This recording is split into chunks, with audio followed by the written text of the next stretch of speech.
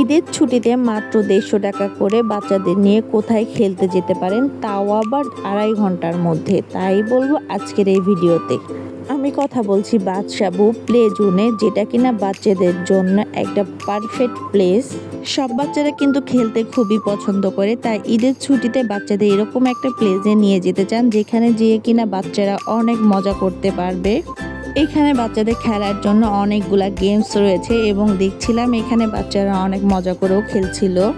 এখানে ওদের এন্ট্রি ফিও খুবই কম। নর্মাল ডেতে এখানে 200 টাকা করে এন্ট্রি ফি এবং ঈদের জন্য ওরা 50% ডিসকাউন্টে এটা করেছে 150 টাকা এন্ট্রি ফি এবং গার্জিয়ানদের জন্য ছিল 30 টাকা করে এন্ট্রি ফি। তাই মাত্র 150 টাকায় আপনাদের বাচ্চাদের বা আপনাদের রিলেটিভদের এখানে নিয়ে যেতে পারেন। অ্যান্ড যেহেতু এখানে অনেক বাচ্চারা আসে, তাই এক বাচ্চা আরেক বাচ্চার সাথে খুব সহজেই মিশতে পারে। এটা কিন্তু বাচ্চাদের জন্য খুবই জরুরি। এখানে কিন্তু 10 বছর বাচ্চারাও আসতে পারবে।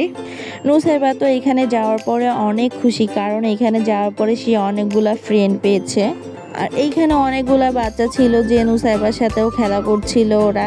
এখানে নুসাইবা এটার মধ্যে ঢুকে পার হতে পারছিল না, পরে একটা বেবি ওকে হেল্প করে। ও বেবিটার সাথেও খুবই মজা করে আর বেবিটার সাথেও ও খেলে অনেকক্ষণ।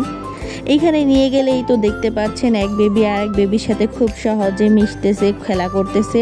কারণ বাচ্চারা যখন ঘরে একা একা বন্দি থাকে, তখন বাচ্চারা কারোর সাথে মিশতে চায় না, খেলতে চায় না। এখানে নিয়ে গেলে বাচ্চাদের এই প্রবলেমটা আর থাকে না। এখানে বাচ্চারা খুবই সেফ। এখানে কিছু আপুরাও ছিল যে বাচ্চাদেরকে দেখে রাখার জন্য, যেন কোনো বাচ্চার কোনো রকমের প্রবলেম না হয় বা কোনো বাচ্চা যেন কোনোভাবে ব্যথা না পায়। এই ঈদের সিজনে আপনারাও আপনার বাচ্চাদেরকে নিয়ে এরকম সুন্দর একটা প্লেসে যেতে পারেন।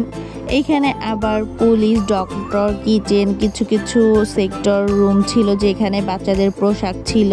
ওরা যেন এইসব পেশার সাথে খুব সহজে পরিচিত হতে পারে। এখানে অনেক ফুডস অ্যানিমেল ছিল যেন খুব সহজে তারা ওগুলোর সাথে পরিচিত হতে পারে এবং এইগুলাকে চিনতে পারে। এখানে একটা ডলফিন ফিশ রাইড ছিল, যেখানে ওঠার পর আমার মেয়ে অনেক খুশি হয়ে যায়। এটাতে ওঠার পর আমার মেয়ে অনেক এনজয় করে, ও এক পর্যায়ে ঘুমিয়ে যায়। পরে এখানে কিছু আপু ওকে দেখে অনেক মজা করছিল। পরে ওকে আমরা ঘুম থেকে উঠিয়ে ফেলি। পরে এখানে ওর ফুপি আবার ওর ফুপির হাতের মেহেদি নিয়ে একটু ঢং করছিল আর আপনাদেরকে ওর ফুপির হাতটা দেখাচ্ছিল। আমার মেয়ে ওদিন খেলাধুলা করতে পেরে সে অনেক খুশি ছিল। পরে আমরা লাস্টে একটা রাইডে উঠি।